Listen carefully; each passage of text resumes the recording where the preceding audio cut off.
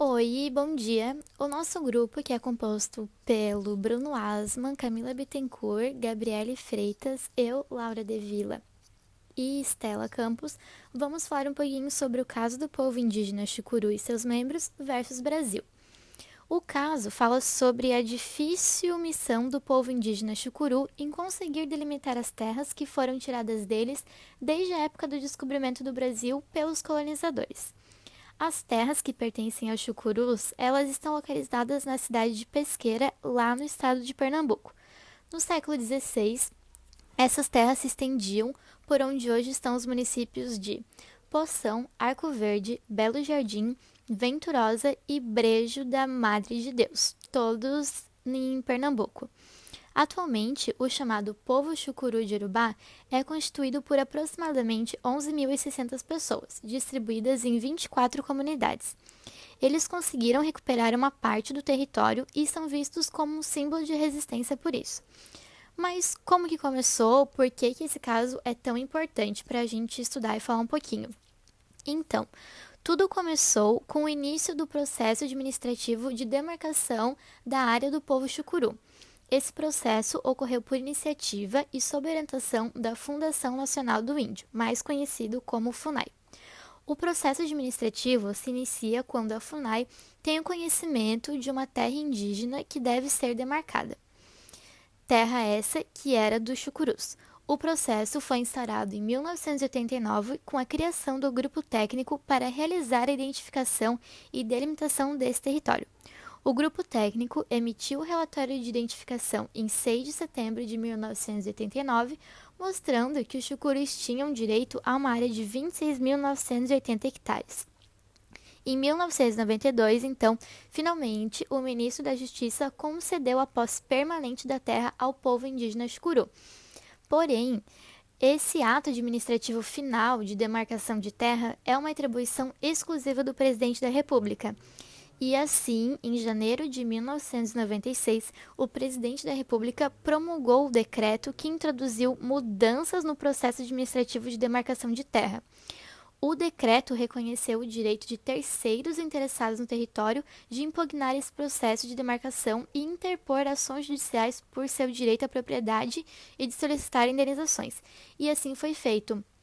Vários fazendeiros e latifundiários da época, eles foram lá e fizeram essa impugnação.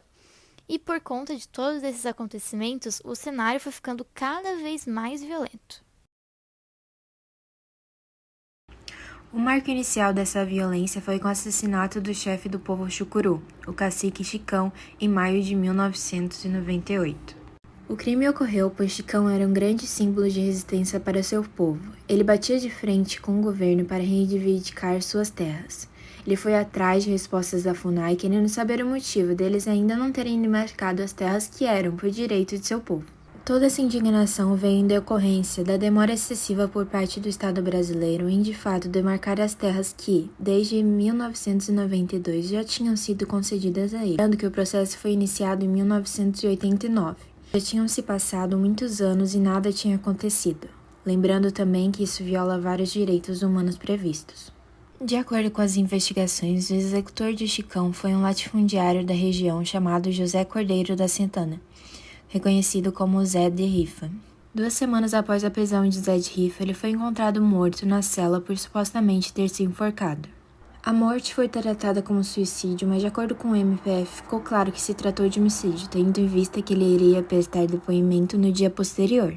Após o início do inquérito policial na 4ª Vara Federal do Estado de Pernambuco, o Ministério Público Federal interpôs uma ação pública incondicionada em agosto de 2002. A conclusão das investigações acusou outra pessoa pela morte do cacique, um homem chamado Rivaldo Cavalcante Siqueira. Segundo o inquérito, ele era um dos suspeitos e confirmou-se então que ele havia matado o cacique e não o Zé de Rifa. Então, finalmente, em 18 de novembro de 2005, foi executada a titulação do território indígena Chucuru, como propriedade da União para a posse permanente do povo indígena Chucuru.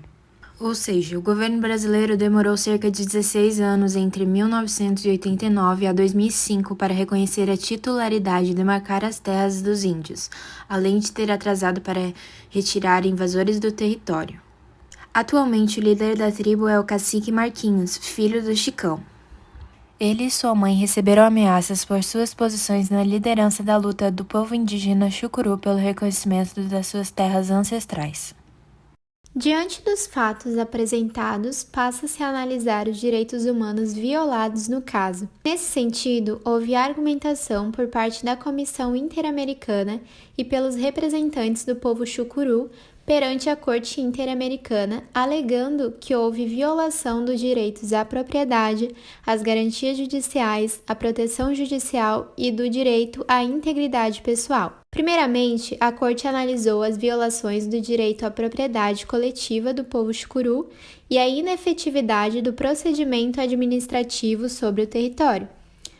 A comissão e os representantes ressaltaram a violação do artigo 21 em relação aos artigos 1.1 e 2º da Convenção Americana, pois foi desrespeitado o direito à propriedade coletiva.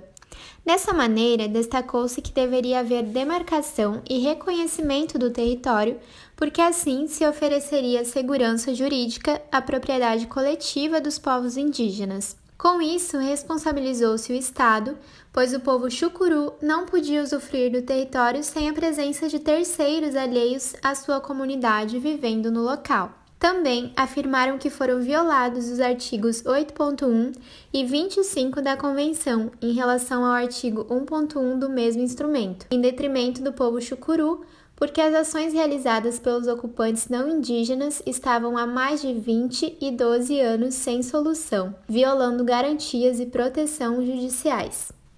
O Estado, por sua vez, contrapôs todas as alegações, destacando a proteção indígena pela Constituição Federal e também salientou não ser possível considerar uma violação do acesso ao judiciário.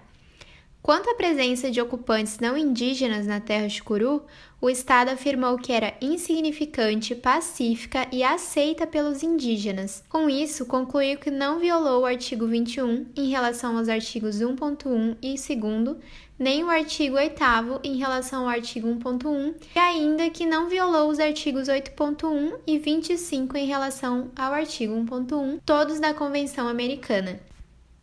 O tribunal concluiu que o processo administrativo foi parcialmente ineficaz. A demora na resolução das ações afetou a segurança jurídica do direito de propriedade do povo chucuru. Nesse sentido, a Corte afirmou que violou-se o direito à proteção judicial e o direito à propriedade coletiva. No entanto, a Corte concluiu que o Estado não é responsável pelo descumprimento do dever de adotar disposições de direito interno. Em um segundo momento, a Corte avaliou a violação do direito à integridade pessoal. A comissão e as partes alegaram que foi desrespeitado o artigo 5.1 da Convenção, observando que a falta de reconhecimento e de proteção eficaz, além da desocupação do território, tiveram como consequência uma situação de insegurança e violência. Ocorreram assassinatos, hostilidades e outras tensões e violências, além de processos recorrentes de criminalização. O Estado afirmou que não se deduzia com clareza qual era o fato que teria implicado a violação de tal direito. Portanto, negou todas as alegações dos representantes e da comissão. A Corte considerou que, pela falta de fundamentos suficientes, tanto pela comissão quanto pelos representantes, não era possível concluir que o Estado teria violado o direito à integridade pessoal estabelecido no artigo 5.1 da Convenção Americana em relação ao artigo 1.1 do mesmo instrumento. Assim, na sentença, a Corte declara que o Estado é responsável pela violação do direito à garantia judicial de prazo razoável, do direito à proteção judicial, bem como do direito à propriedade coletiva, do dever de adotar disposições de direito interno e do direito à integridade pessoal em detrimento do povo indígena chucuru. A Corte dispõe que a sentença constitui por si mesma uma forma de reparação. E determinou que, por não haver controvérsia, as 6 famílias não indígenas presentes no território chucuru deveriam permanecer nele. Porém, mesmo reconhecendo o número limitado de ocupantes não indígenas no território, estabeleceu que o Estado deveria garantir imediatamente e efetivamente o direito de propriedade coletiva do povo indígena chucuru sobre seu território, para que não sofresse nenhuma invasão, interferência ou dano por terceiros ou agentes do Estado. Além disso, foi estabelecido que o Estado deveria concluir a desintrução do território chucuru com diligência, efetuar os pagamentos das indenizações por benfeitorias de boa-fé pendentes e remover qualquer obstáculo ou interferência sobre o território em questão, para garantir o domínio pleno e efetivo do povo chucuru sobre seu território no prazo de 18 meses. Também, o Estado deveria, em no máximo 6 meses a partir da notificação da sentença, publicar seu resumo oficial elaborado pela Corte no Diário Oficial, com letra legível e adequada, e seu texto integral disponível por um período de pelo menos um ano em uma página eletrônica oficial do Estado. A Corte ainda obrigou o Estado a pagar US$ 1 milhão para a constituição de um fundo de desenvolvimento comunitário como indenização por dano imaterial. O destino desse fundo deveria ser acordado com os membros do povo indígena Chocuru, e a constituição dele caberia ao Estado num período não superior a 18 meses a partir da notificação da sentença. Em razão de o litígio internacional ter se estendido por vários anos, a Corte julgou procedente conceder US$ 10 mil aos representantes a título de custas, sendo que essa quantia deveria ser paga aos representantes de forma integral, sem reduções decorrentes de eventuais ônus fiscais. No caso de o Estado incorrer em mora sobre o Fundo de Desenvolvimento Comunitário, ele pagaria juros sobre a quantia devida, já convertida em reais brasileiros, correspondente aos juros bancários de mora na República Federativa do Brasil. A Corte explicita que o Estado deveria realizar o pagamento em dólares ou seu equivalente em reais, utilizando para o cálculo o tipo de câmbio vigente na Bolsa de Nova York no dia anterior ao do pagamento. Ademais, foi imposto que o Estado deveria, no prazo de um ano contado a partir da notificação da sentença, apresentar ao tribunal um relatório sobre as medidas adotadas para o seu cumprimento. Por fim, a Corte informou que supervisionaria o cumprimento da sentença, conforme a Convenção Americana sobre Direitos Humanos, e daria por concluído o caso quando o Estado cumprisse com o que foi disposto. Bom, eu vou falar sobre a repercussão da sentença no Estado e quais as medidas foram adotadas para atender às determinações da Corte. Primeiramente, é importante ressaltar que foi dado um prazo máximo de 18 meses para que o Brasil cumpra essas determinações.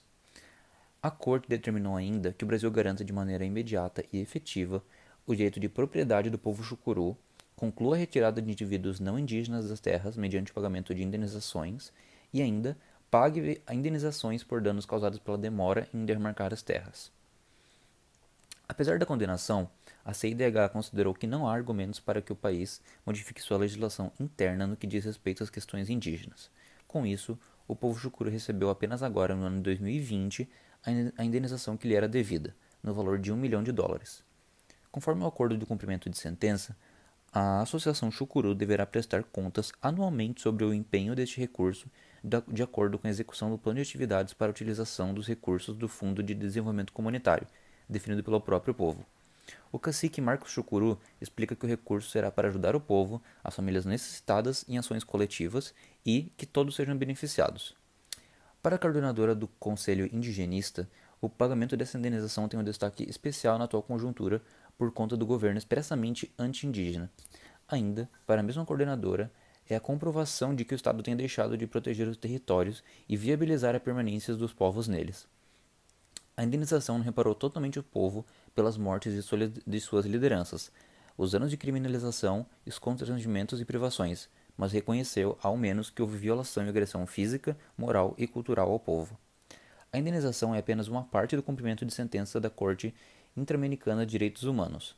O Estado deve ainda concluir o processo de desintrusão do território indígena Chucuru, que seria uma medida legal tomada para concretizar a posse efetiva da terra indígena a um povo, efetuar os pagamentos das indenizações por benfeitorias de boa-fé pendentes e remover qualquer tipo de obstáculo ou interferência sobre o território em questão, de modo a garantir o domínio pleno e efetivo do povo chucuru sobre seu território.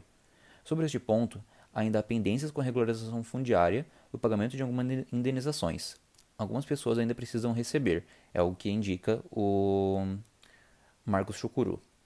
Em resumo, o processo de delimitação, demarcação e desintrusão da terra indígena do povo chucuru foi marcado por um contexto de insegurança e ameaças, que resultou na morte de vários líderes indígenas da comunidade, violando vários de seus direitos como seres humanos, mas que finalmente, depois de tanta luta e sofrimento, vai conseguir ter suas terras reconhecidas como do povo chucuru.